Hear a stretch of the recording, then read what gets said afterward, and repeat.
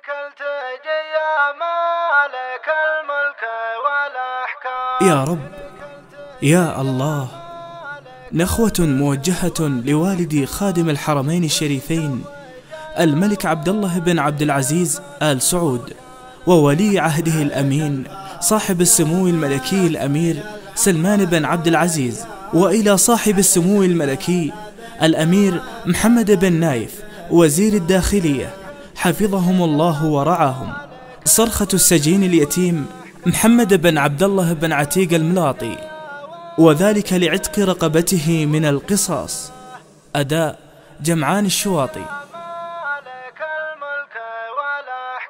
إليك التجي يا مالك الملك والأحكام، وفيك الرجا يا والي الكون واركانه، وعليك الفرج يا محصي العمر والأيام، وعليك الملاذ قفل الوقت بيبانه، وانا في رجا الله ثم رجا وقفة الحكام، ملوك الجزيرة صيتهم علي شانه، زبنت الإمام اللي جمع راية الإسلام، أبو تركي الله يجعل الخلد مسكانه، وزبنت الملك عبد الله بن المالك الإمام، ملاذ الضعيف عقد الوقت حجانه، ناخيتك يا أخو نوره ما دام الحمول جسام،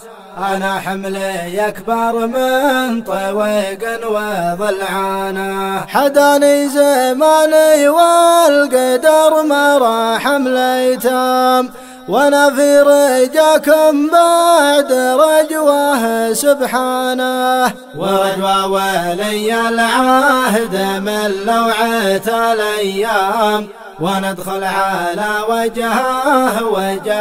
وسلطانه، ولي العهد سلمان والفارس المقدام، أبو كل من يتم عن أبوه وأخوانه، ورد النظر لمحمد وخاطري من ضام، ولد نايف اللي ترهبه كل عدوانه، وانا من جنوده قبل ما تكتب الأقلام، علي البلاوي واكتب الشعر والحانه، ونقسم برب يا علم السر والأعلام، ما دورت للشر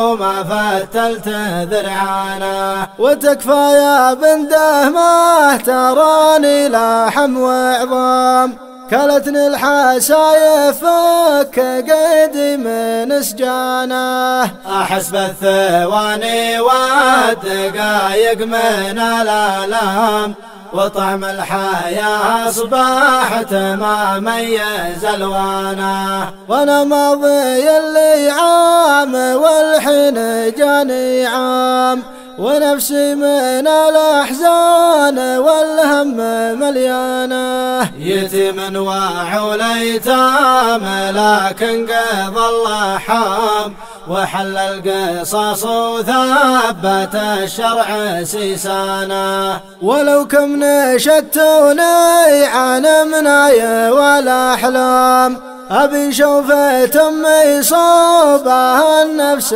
شفقانه، ولا يالله إنك تغفر الذنب والآثام، وتغفر ذنوب التايب وتكتب إحسانه، وختم القصيد بذكر من بعث الأنام، بذكر النبي وآيات ربي وقرآنه، وختم القصيد بذكر من بعث الأنام، بذكر النبي وآيات ربي وقرآنه، وختم القصيد بذكر من بعث الأنام، بذكر النبي وآيات ربي وقرآنه.